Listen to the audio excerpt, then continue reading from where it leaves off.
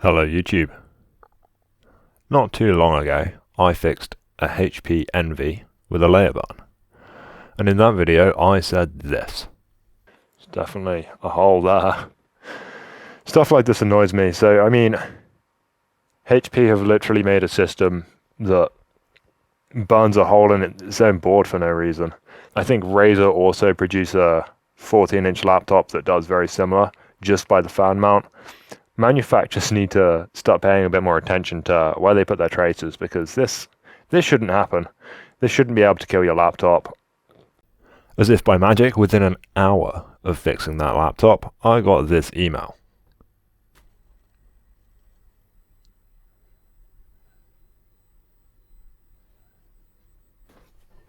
So, here it is. The Blade 14. A product from a company dubbed by some guy as Restricted Access Zero Easy Repairs, or for short you can call them Razer.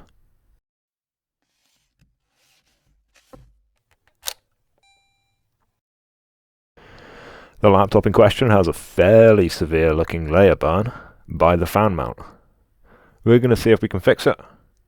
As we already know where the problem is, I'm going to get straight into taking this thing apart.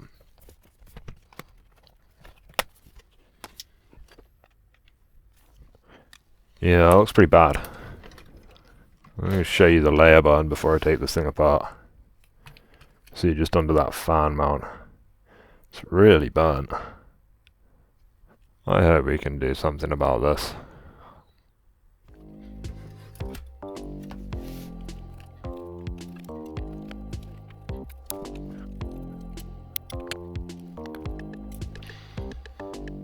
As you can see, the warranty seals are still intact, so no one's actually taken this laptop apart before. This burn is something that occurred all by itself.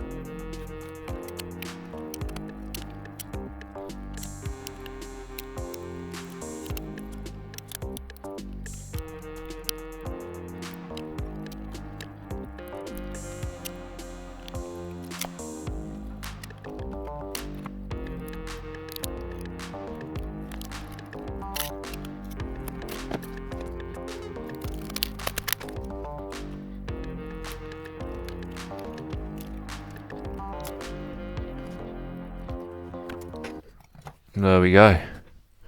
The board is out. I've taken the heatsink off just so I've got a bit of room to work around that fan mount. So, you can see the copper is looking pretty burnt in that area. Let's just get you in focus a bit better. And the issue sort of originates around this bit of copper here and this fan screw hole here. So this fan screw hole I think doesn't have enough spacing around it, and this is the 19-volt rail, so you've got 20 volts running way too close to that fan screw mount, and I guess with a bit of flex maybe the copper will spread out, or maybe even just a bit of dirt under this fan mount over time will rub through the coating on the board and be enough to create the short circuit. And once there's a small short circuit, it's just going to keep feeding that power until it burns, just like we have here. Now let's have a look at the other side of the board, and we don't really see any signs of damage on the other side, which is really good.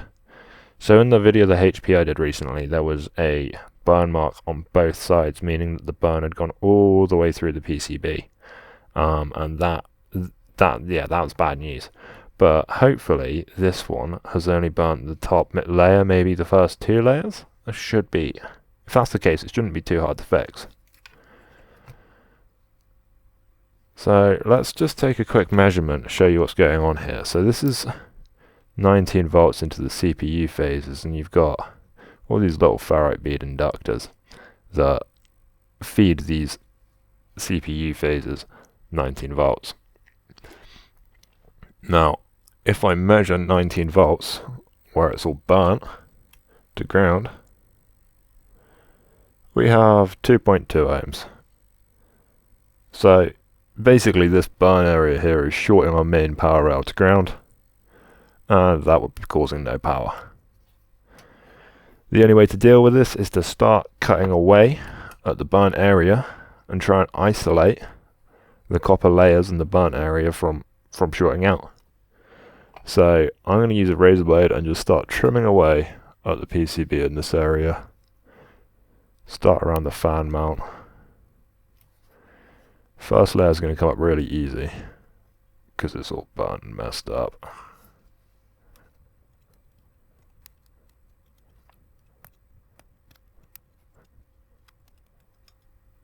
Oh, look at that. Nasty.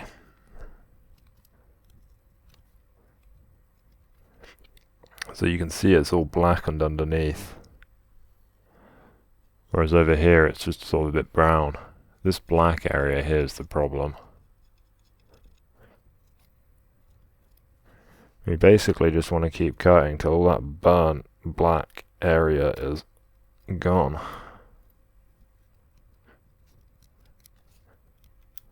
I'm going to have to take off this ferrite bead, and we can relocate it once we've fixed the layer.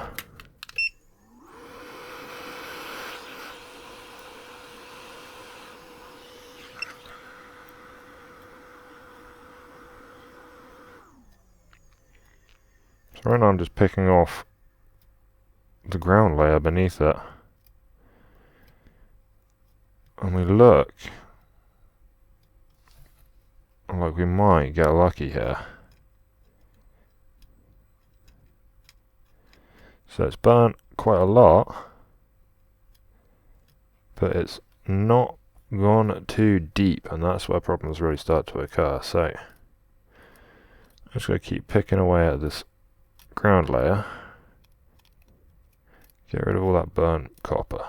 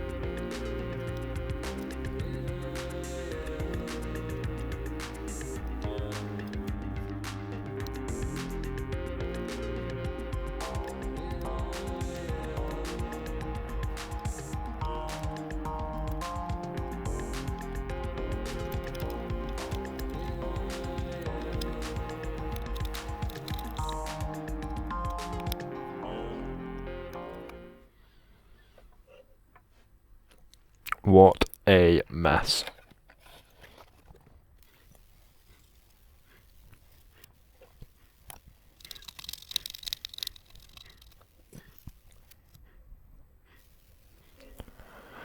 Okay, so the burnt area is cleaned up.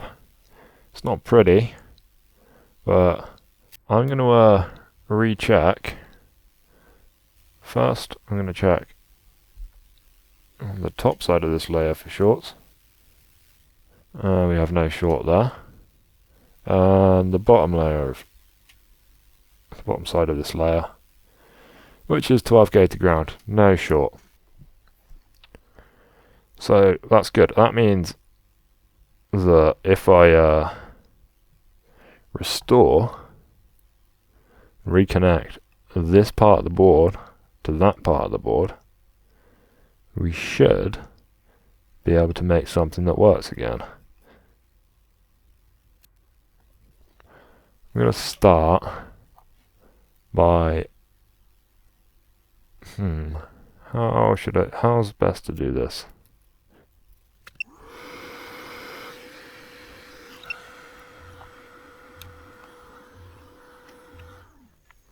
Let's put some UV cure on this burnt layer and just isolate all of the exposed copper there.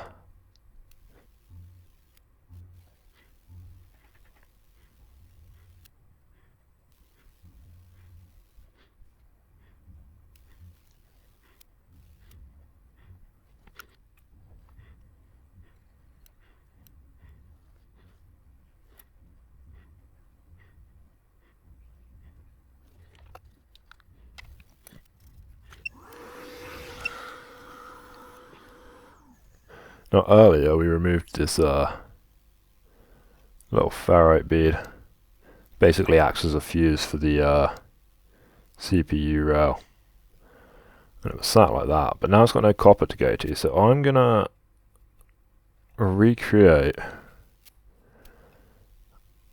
a couple of pads so I can place the ferrite bead like that, and then I'm gonna run, I don't know, a large jumper around that area to try and restore connectivity between this power plane and that power plane, because that goes up and continues to feed CPU and other power rails on the board. I think VRAM up there as well.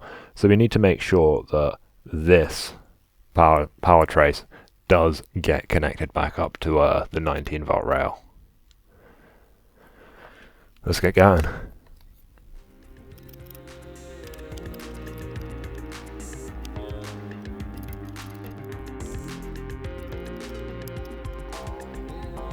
That looks about right.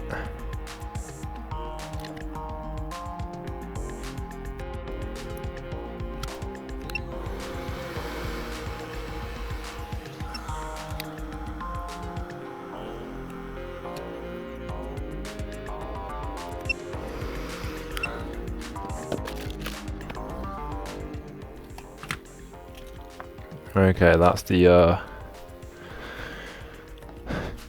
ferrite bead restored. So now, just gonna cut off all that masking up here. I'm actually gonna cut a bit of copper out here as well, just leave it a little bit further away from the ground on the edge of the board.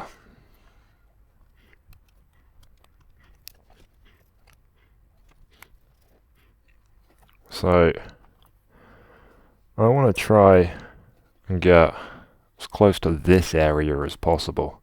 I don't want all the power running through this tiny little bit of copper left here. So I might have to go straight down and then reinforce that across there. I think I'm going to use some old solder wick. I think I'm going to go down and then across and patch it all up with a bit more UV cure, and we should be good.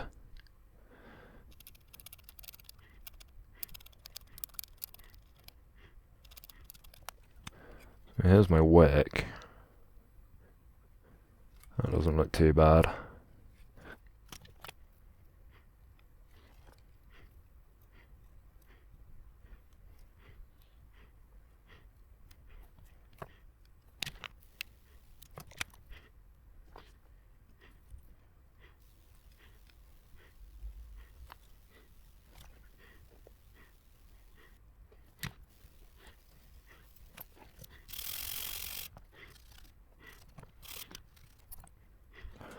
Okay, I'm just going to recheck that I've not soldered that to any ground, so that shouldn't be short.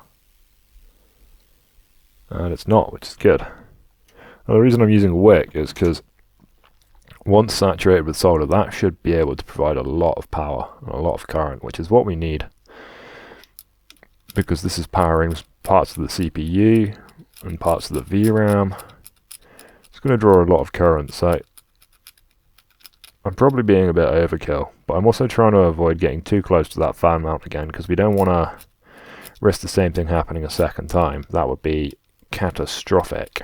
So the better job we do here, the more likely this is to survive long term.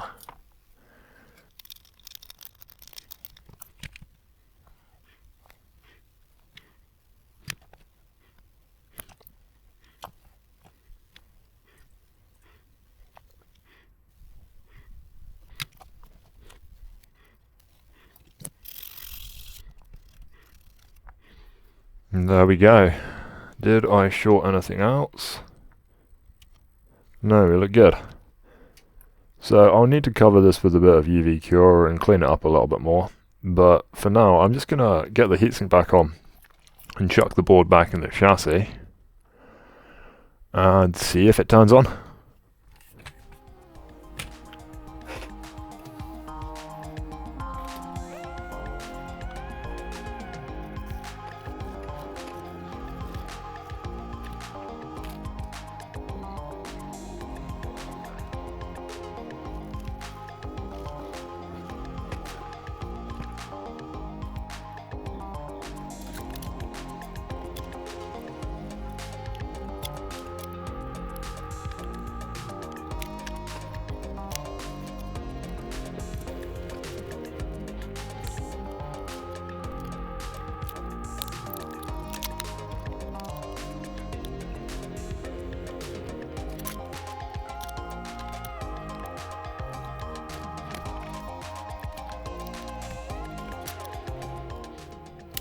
Okay, I need to go run get a charger.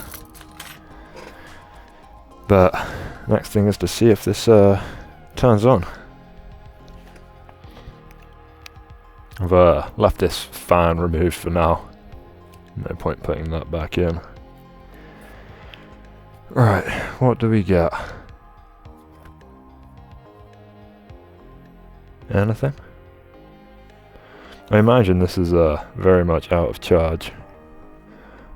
Oh, it'd help if I actually plugged my charger in. I think that's unplugged. Is the charger plugged in? I don't know. Are we getting voltage? Voltage to the main charge jack. What about to the main rail? Yeah, getting voltage to the main power rail. Wait. Is it on? There we go. Yeah, so it's on. It's on. It was just taking a while to turn on, and for some reason these don't have any clear power LEDs. But it's working. That's excellent. Okay. So now we know it works. Let's unplug the battery and coat the perfectly calibrated wire. Or perfectly calibrated wick in this case. It's not a pretty repair. And it's really frustrating that this is happening to 14-inch Razer Blades. I mean, if you own one of these systems, I would recommend just cutting that fan mount out completely, and hopefully that will that'll prevent this from happening. I'm not going to do that on this machine because there's no copper left there to worry about, but I'll show you in a minute when I put it back together. I'll show you what to cut off because we don't want this happening to more systems. Hopefully Razer will start to acknowledge that this is a design flaw and offer free repairs on Blade 14 suffering from this problem. I really doubt it, but you know, if this video gets enough views and gets to the right people, they may have a bit more sway to do something about it than me. For now, we will just fix this one. But hopefully in the future, they do better. Let's put loads of UV cure on this. We got really lucky with this one, because it didn't go down into the third layer. The other ones of these I've seen have burned all the way through the PCB to the other side, and there's a lot of traces in the third layer around this fan mount. And so if it does go all the way through, there is a lot of rebuild work to do. I thought this would be much worse than it's worked out to be. So thankfully, this one wasn't too bad. But I have had these in the past that I haven't been able to fix because they've blown the layer way too much. If I find a picture of it, I'll add it to a later part of this video to show you what I mean. But this is relatively mild compared to some of the Blade 14 damage on this fan mount that I've seen. And I feel really bad for the people that have bought these systems and ended up having their motherboard just explode for no reason.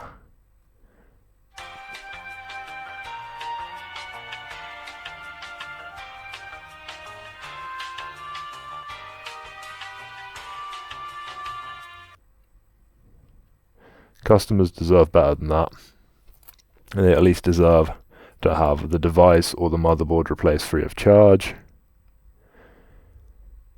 Because no product should just burn out by itself.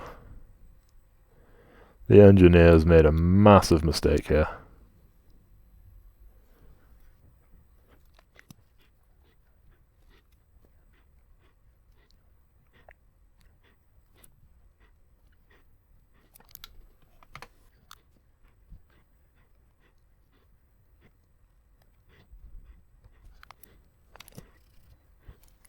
Okay, there we go. That should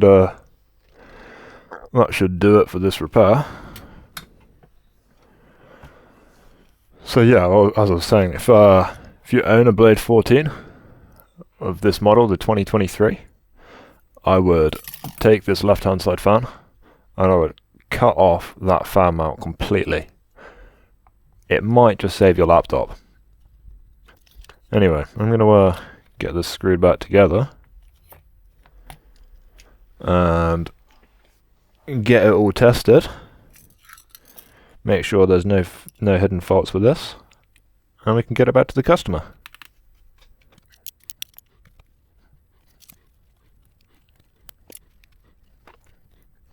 So, I hope you like this video. Hit that like button if you think Razer should take responsibility for this design flaw, and subscribe to see me fix more junk. Thanks for watching. Goodbye.